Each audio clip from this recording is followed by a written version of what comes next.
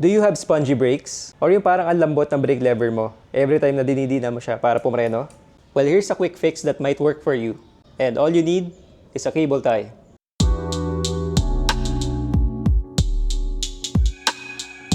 Spongy brakes is primarily caused by air that is trapped in your brake system.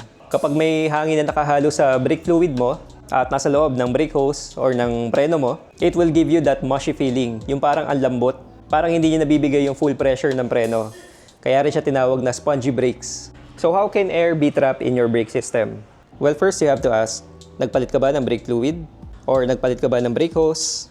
Nagpalit ka ba ng brake pad? Brake disc? Or nagpalit ka ba ng brake master? Basically, anything that would involve draining, moving, or replacing your brake fluid could potentially introduce air sa iyong brake system. And of course, the solution to this is to bleed your brakes the old school way.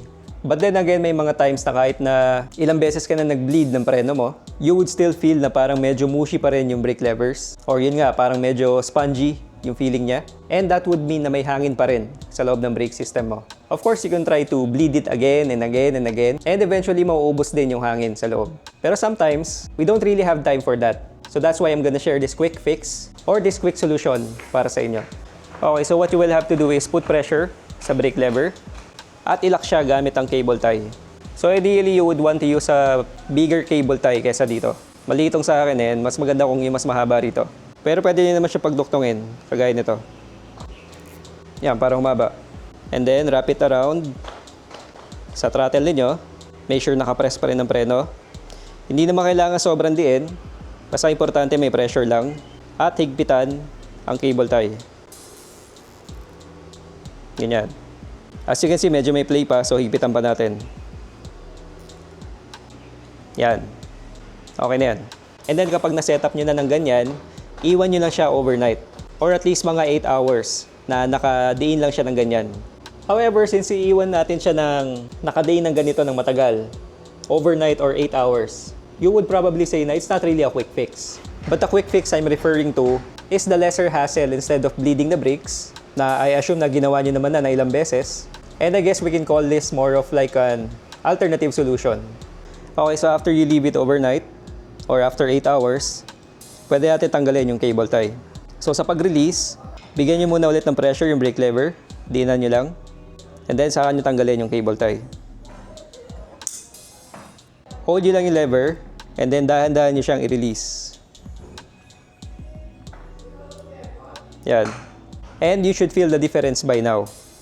Mararamdaman nyo na mas responsive na yung brake lever at nawala or nabawasan yung spongy feeling kapag dididinan nyo siya. So you would now feel na mas maganda na dumiin yung brake levers ninyo. Mawawala na yung malata or yung parang spongy na feeling every time na dumidiin kayo sa preno. And of course, this goes without saying na this would only work if your brake system is in good condition. Wala siyang tagas at hindi luma yung brake fluid niyo. So maraming theories kung bakit ito gumagana, itong cable tie technique. But if you would ask me, I think the best theory behind this technique is because yung mga air bubbles na hindi mo makuha sa pag-bleed ng brakes would eventually go up dito sa master cylinder or dito sa brake reservoir if you put pressure sa levers mo for a long time. Air bubbles actually has a tendency to go up or umangat para makawala siya. At yung paglagay natin ng pressure dito sa brake system natin would encourage their motion na umangat mula sa kung nasaan man sila sa preno mo papunta dito sa brake reservoir para makawala sila. So that's just my theory and feel free to try it out yourself. And let me know kung naging effective ba para sa inyo itong cable tie technique. Okay, shoutout pala kay Bro Ricardo Canayong. Maraming salamat brother for supporting my channel.